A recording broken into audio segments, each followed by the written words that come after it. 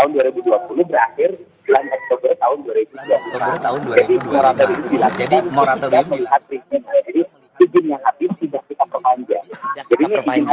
Jadi ini izin habisnya bulan Oktober. Tetapi karena ini peristiwanya terjadi saat ini dan Dinas SDM Provinsi sudah beberapa kali memberikan surat peringatan tentang bahaya pengelolaan tambang ini. Tetapi kan kalau langsung menghentikan kan kita tidak bisa.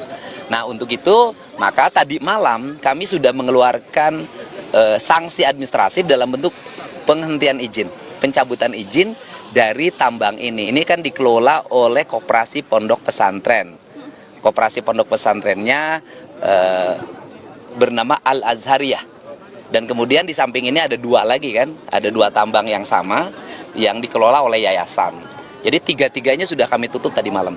Pak, ini tapi kan informasi dari warga ternyata nggak cuma terjadi sekali kecelakaannya, tapi beberapa sebelumnya sudah pernah terjadi. Iya, tahu. Bisa dapat izin, Pak? Izinnya kan tahun 2020, saya belum jadi gubernur, Mbak. Artinya dari pihak Pemprov sendiri, apa keterangan yang disampaikan dari pihak Pemprov? Ada sejak ke situ begitu? Bukan, gini. Izinnya dikeluarkan tahun 2020. Ketika izin dikeluarkan tahun 2020 kan saya tidak bisa mengomentari. Izin yang 2020 kan saya menjabat 20 Februari tahun 2025 gitu loh. Kalau sejak saya memimpin sangat selektif dan bahkan saya sejak memimpin tidak mengeluarkan lagi izin tambang. Bahkan menutup. Kalau menutup saya banyak. Berarti untuk total berapa? Sudah berapa yang ditutup? Nanti tanya kepala SDM ya. Kalau saya satu-satunya yang tapi beberapa tambang yang kemarin kan di Kerawang sudah saya tutup.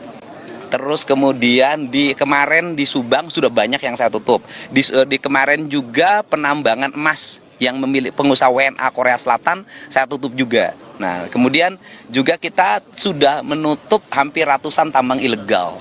Dan akan kita konsisten terus kita laksanakan penutupan di berbagai tempat dan Pak Kapoldanya relatif tegas. Seminggu yang lalu kita tutup tambang yang ada di Tasik. Dan mungkin dalam waktu dekat kita lagi memproses pidana penambangan di Tasik. Jadi sudah banyak langkah yang kita lakukan dan peristiwa ini peringatannya menurut keterangan Kepala SDM-nya juga baru kan, sudah berapa kali diingatkan oleh Pemprov Jabar. Pak, sedikit Kang, ini kan korban mungkin saja ini kepala keluarga. Ya. Banyak keluarga yang terdampak. Oke. Bagaimana dari Pemprov? Yang pertama bahwa korban ini bukan hanya pegawai. Tetapi ada pedagang asongan, kayak barusan punya anak 3. Terus kemudian juga ada mungkin sopir, mungkin kenek. Maka keluarga-keluarga yang ditinggalkan karena peristiwa musibah ini, kami menanggung biaya hidup untuk anak-anaknya. Kemudian juga kami sudah menyiapkan santunan untuk keluarganya. Tetapi juga saya meminta pada pengelola tambang untuk segera melakukan langkah-langkah penanganan sosial terhadap mereka yang jadi korban.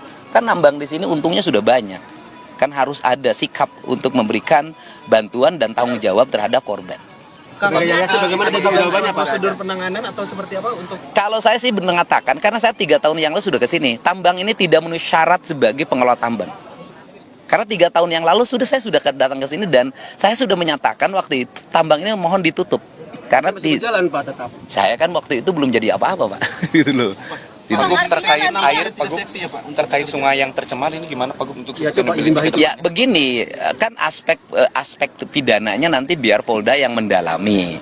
Pidananya selain dilanggarnya standarisasi K3, juga misalnya aspek pencemaran. Kemudian kan ini Yayasan Kopontren. Benarkah Yayasan Kopontren ini benar-benar digunakan untuk kepentingan pondok pesantren atau tidak? Atau hanya menggunakan baju Kopontren saja? Nah, biarkanlah itu penyidik yang melakukan pendalaman terhadap itu.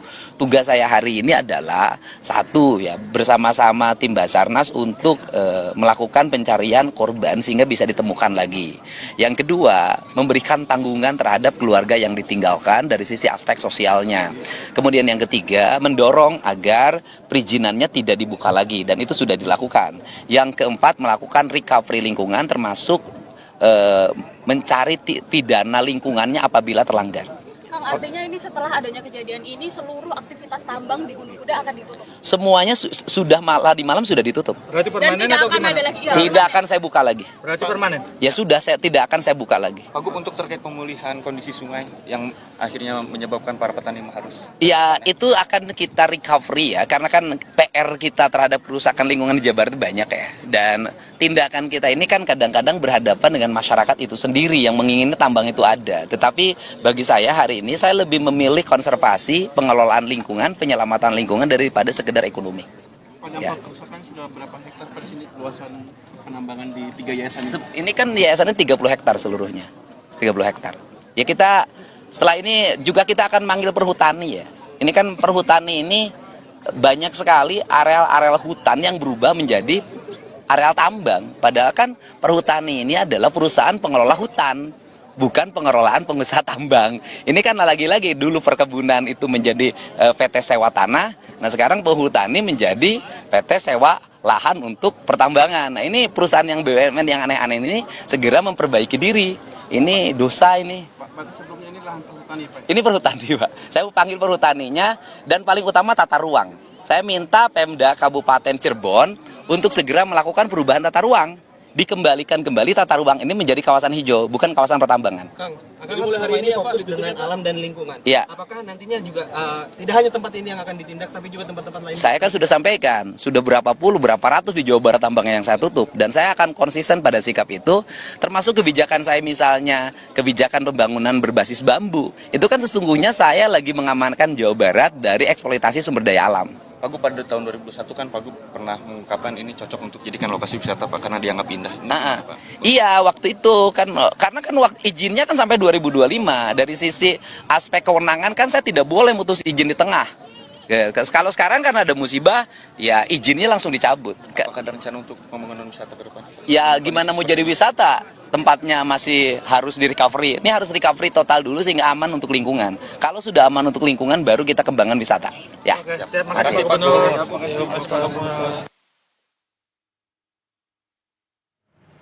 Itu tadi keterangan yang diberikan oleh Gubernur Jawa Barat Deddy Mulyadi terkait dengan musibah longsor yang terjadi di Galian C Gunung Kuda Kabupaten Cirebon. Ada sejumlah informasi yang tadi disampaikan bahwa Deddy Mulyadi selaku Gubernur Jawa Barat sudah memberikan surat peringatan untuk tambang sebelumnya dan juga tambang ini sudah diberikan sanksi.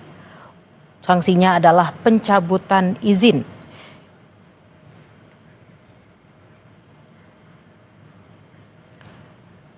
Pencabutan izin sudah dilakukan oleh Gubernur Jawa Barat Deddy Mulyadi dan tadi Gubernur Jawa Barat sempat mengatakan bahwa kira-kira 3 tahun lalu ketika dia belum menjabat sebagai gubernur sudah pernah mengunjungi tambang ini, sudah dilihat secara langsung dan memang dianggap kurang layak saat itu. Namun karena saat itu Deddy Mulyadi belum memiliki kewenangan sebagai gubernur maka hanya bisa memberikan informasi tersebut. Lalu tadi dikatakan bahwa tambang ini dikelola oleh Yayasan Pesantren dan sudah ada 3 tambang yang dicabut sejak semalam. Dan nyawa orang yang hilang itu kan bukan hanya persoalan dan ini bukan satu, jumlahnya sangat banyak. Untuk itu penambang harus bertanggung jawab terhadap peristiwa ini. Karena peringatannya sudah dilakukan. Saya sendiri secara pribadi dulu sebelum menjadi gubernur sudah datang ke sana. Dan saya meminta langsung untuk dihentikan. Karena menurut saya waktu itu kok nggak memenuhi standarisasi pengelolaan tambang yang memiliki basic K3. Dan ini memang kayaknya juga tidak punya inspektur tambang, tidak punya pengawas tambang, dan tidak punya ahli tambang. Mungkin kalau tambang plastik mereka punya. Pak, ini izin masih bisa dibuat sampai Oktober. Namun katanya sampai Ya kalau gini aja kan sudah menimbulkan problem. Ya kalau sedang problem ya cabut. Resiko yang saya cabut mereka gugatan PT UN. Ya nggak apa-apa itu resiko. Pak, biar kejadian ini tidak terulang lagi Pak, ini apa perlu? Pokoknya begini saja deh, sejak saya memimpin, kan saya sudah mengeluarkan surat edaran, larangan alih fungsi lahan, pertama kan. Kemudian yang kedua, meminta kepada SDM dan Dinas Lingkungan Hidup melakukan moratorium terhadap izin pertambangan. Yang ketiga, kita sudah menutup ratusan tambang ilegal, dan Polda Jabar sudah memproses pidana beberapa tambang ilegal. Dan yang berikutnya adalah moratorium tidak ada lagi perpanjangan izin pertambangan di Jawa Barat. Cukup kan? Cukup. Ada yang lebih tegas dari ini tanya? Oke.